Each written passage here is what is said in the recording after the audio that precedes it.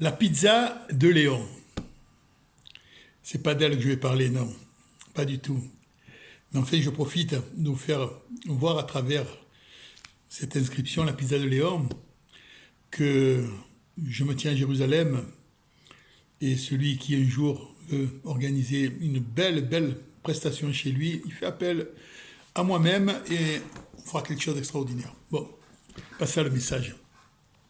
Le message que je voulais vous faire passer, ça m'est venu comme ça ce matin en déjeunant, après m'être levé à 1h30 du matin, Ratzot, Mikvé, Kotel, là on est le roi du monde parce qu'on a fait ce qu'il fallait faire. Alors, j'ai essayé d'éclaircir mes pensées, de comprendre d'où vient ce mal que nous avons presque tous, ce mal-être, de se dire c'est quoi la vérité, c'est quoi la vérité. En hébreu on appelle ça le émet, et la vérité de vérité, le émet le amito. On la veut cette vérité, on la veut comment. Alors chacun bien entendu donne, je vais lever la casquette, hein. Chacun donne son avis, chacun essaie d'éclairer par rapport à sa connaissance. J'essaie de rentrer dans la profondeur, et vous savez, je vais vous dire une chose. Kadosh Baruch Hu, Hashem nous a donné un bijou, un diamant. Et on parle de ça il y a plus de 3500 ans. Ça serait tellement simple de comprendre, si on pouvait comprendre au moment où Hashem nous a donné cette merveilleuse Torah.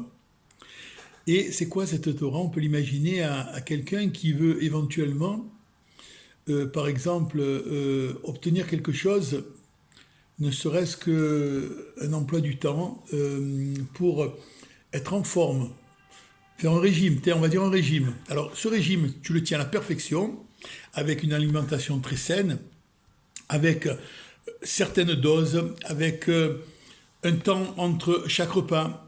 Si on le fait à la perfection pendant tant de mois, il va arriver un moment où on va obtenir des résultats positifs parce qu'on va s'en tenir à la lettre.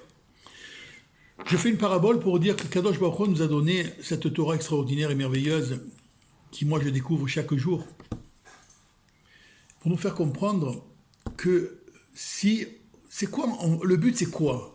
Qu'est-ce qu'on décide? C'est pas d'être, moi je voudrais avoir une maison avec 3 voitures, avoir une femme, des enfants, partir en vacances. Je pense pas qu'un juif vraiment souhaite tout ça. Non, ce que nous souhaitons, par-dessus tout, je crois, à mon avis, ce qu'il y a de plus merveilleux, c'est quand on obtient une sérénité avec nous-mêmes. Et ça n'a pas de prix. C'est ça la plus belle chose. C'est ça le résultat final. Quand on est, je ne vais pas employer ce mot heureux, parce que le bonheur, heureux, on est heureux un moment, on est heureux 2 heures, on est heureux un jour, 2 jours. On a des instants de bonheur. D'ailleurs, on ne pourrait pas être heureux en permanence. Je vais vous dire pourquoi. Parce qu'on se lasserait du bonheur. On se lasserait du bonheur. On n'apprécierait plus le bonheur si on serait heureux en permanence. Donc, cette sérénité qui nous rend harmonieux, qui nous rend bien. Parce que le mot bonheur, on l'emploie facilement, heureux, moi je veux être heureux, l'essentiel c'est qu'il soit heureux. Ça, c'est facile d'employer tous ces termes.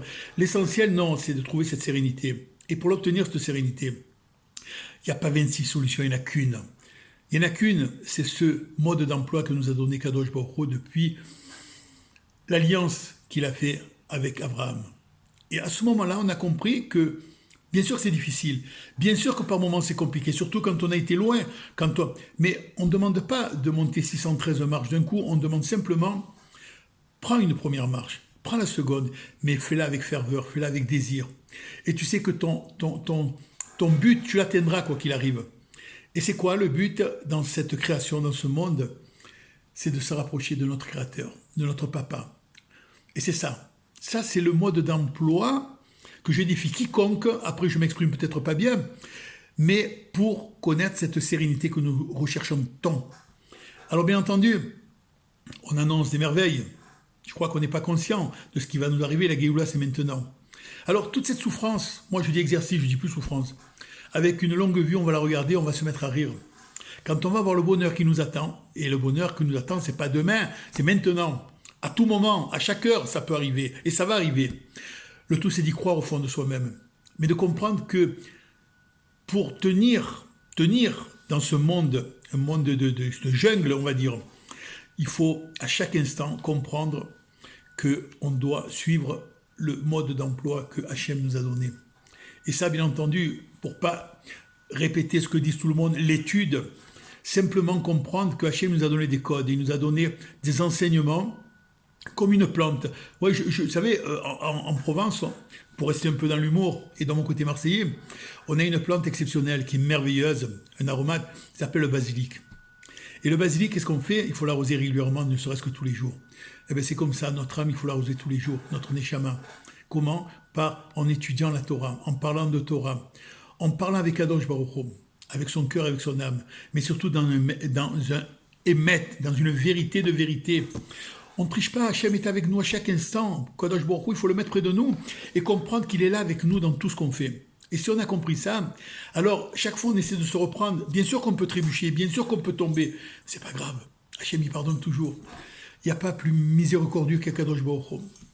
Alors, je n'ai pas un langage de religieux, parce qu'encore une fois, je déteste ce terme religieux. Peut-être qu'un jour, tous les rabbinim donneront cet exemple, ne plus prononcer le mot religieux.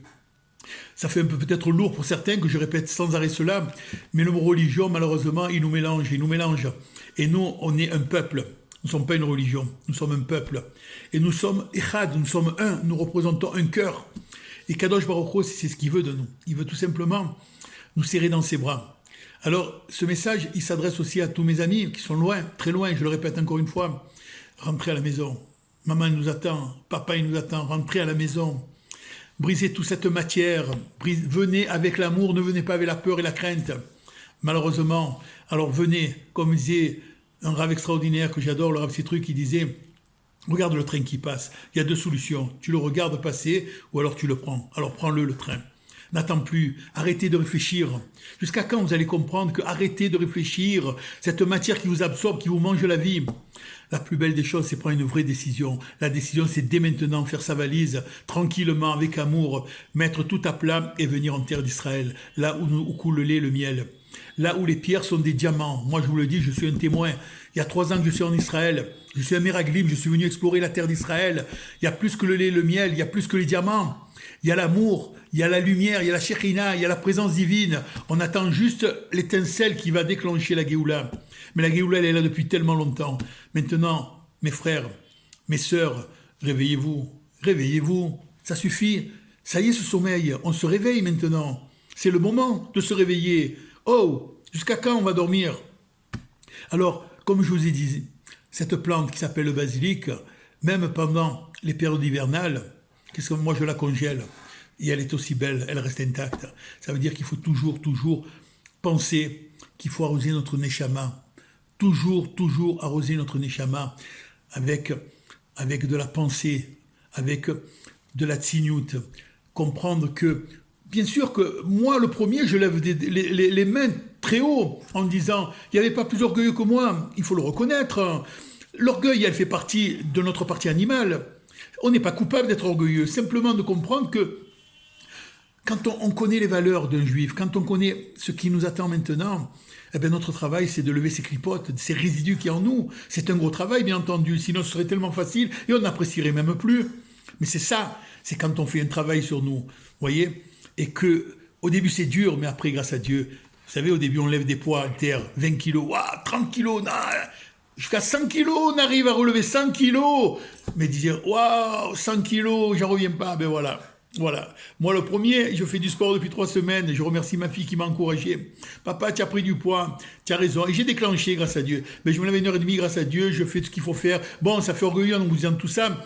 Et après, mon petit déjeuner maintenant, je vais me changer et je vais aller à mon sport. 2-3 heures, de la marche, un peu des mouvements grâce à Dieu, avec des écouteurs, écouter des cours de Torah qui font tellement de bien, qui font du bien à notre âme. Les enfants, rentrez à la maison, c'est maintenant. Voilà, ce message d'amour, je vous le partage avec vous, avec beaucoup de sainteté, pas de critique, non, juste pour vous dire, mes frères, on rentre à la maison, ma chère, c'est maintenant. Je vous embrasse.